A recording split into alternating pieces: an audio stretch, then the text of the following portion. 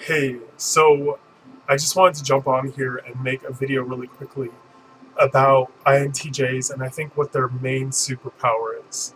And I'm reading this book right now. It's called Listen Liberal, and it's amazing, a stunning piece of work, a political piece body about the failings of the Democratic Party and how what it once was is no longer what it is, and how it's pivoted away from serving the core of this country, which is the middle class, to the educated professionals and the Wall Street, basically, and those with money and often extreme pedigree.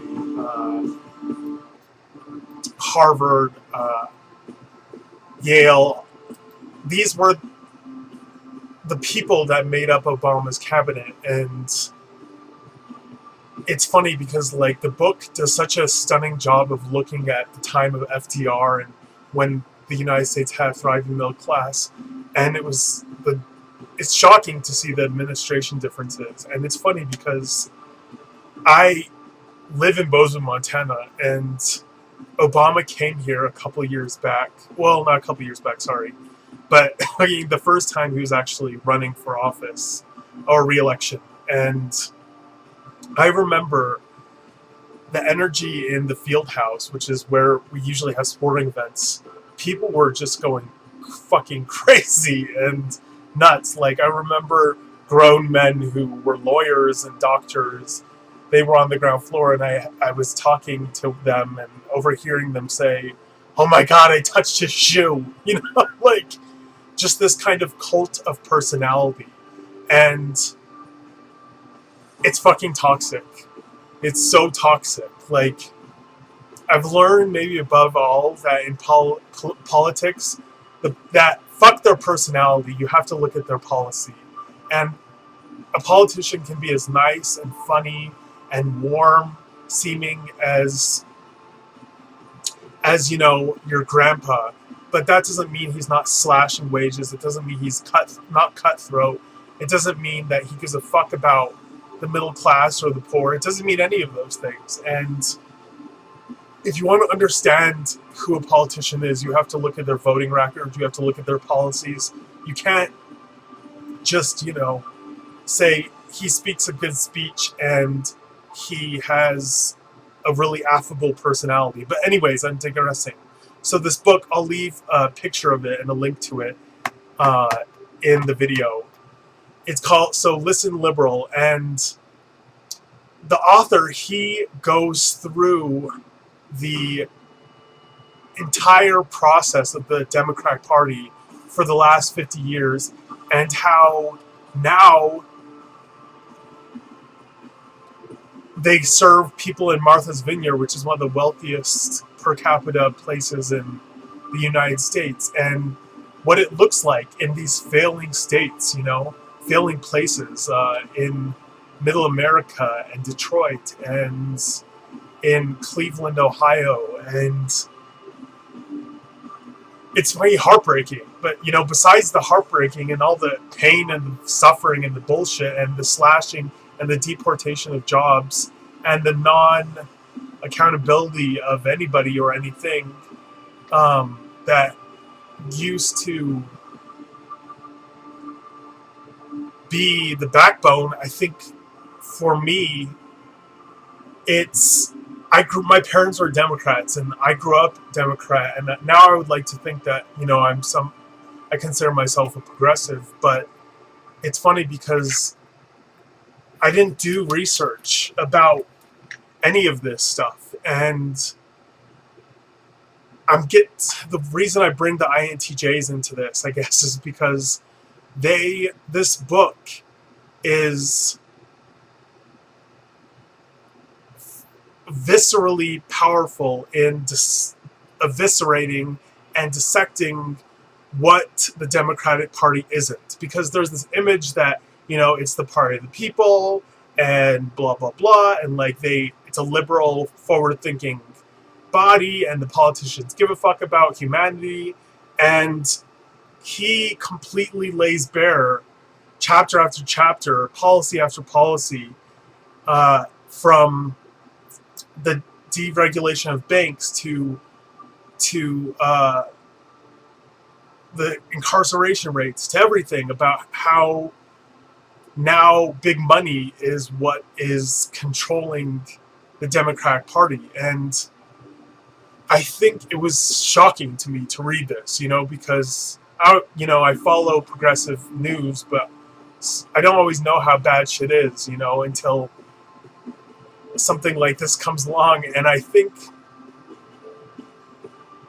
INTJs come into this because the author, I don't know if he's INTJ, but he does what I think the superpower of an INTJ is cutting through the bullshit and seeing things as they really are. And I came across this meme, and I thought it was really powerful, and it shows Captain Kirk and Spock, and it says, rules are made to be broken unless following them is logical or strategically advantageous or has a higher probability of success, but mostly they're made to be broken. And INTJs have an amazing ability to be outliers in society. People who, they have this, because of their extrovert intuition, they have, intuition, they have a amazing ability to gauge what the dominant thought processes are in society, and then test them with their extroverted thinking as to whether that they're bullshit and they hold weight, or they hold water, or they don't hold water. And this book is amazing at seeing the ways in which the commonly held beliefs of the Democratic Party don't hold water. And I just, I want to say, to kind of wrap it up, I don't know, I feel like I've been rambling, but to wrap it up, a quote from this book to tie in why INTJs calling bullshit and checking the validity of systems is so powerful. And in the book, he goes to a union plant and a former union organizer, and here's what it says. In 2015, I went back to Decatur, Georgia, to catch up with veterans of the war zone like Larry Solomon, who had been the leader of the local United Auto Workers Union at the Caterpillar plant. He went back in after the strike ended, but retired in 1998. When I met Solomon in his tidy suburban home, he talked in detail about the many times he got crossways with management in days long past, about the grievances he filed for his coworkers over the years, and all the puffed-up company officials he recalls facing down. Think about that for a moment. A blue-collar worker who was retired fairly comfortably, despite having spent years confronting his employer on picket lines and grievance hearings. How is such a thing possible? I know we're all supposed to show nothing but love for job creators nowadays, but listening to Solomon, it occurred to me that maybe his semi-adversarial attitude worked better. Maybe it was this very attitude, repeated in workplace after workplace across the country, that made possible the middle-class prosperity that once marked us as a nation. This is what an INTJ can do. They can put aside the normal fear of conflict and test a system and call bullshit out on it and lay out in bare bones why it's bullshit. And it's so fucking powerful to see this in action. I have a friend, and she is a health inspector, and a lot of times she's run into problems at jobs because she goes in to do inspections, and the former inspectors had let a lot of the people slide and get away with crap and not call them out or hold them up to a higher standard. And she would tell them what was unacceptable. And to her, being correct and calling things like they were and cutting through their bullshit is the most important thing. And bringing the knowledge of what actually is happening. No, that's not the right way to calibrate the machine. here's how you do it. You know, that kind of process. And I think that INTJs, they're not valued enough for this, because when an INTJ, their leading thing isn't going to be the same.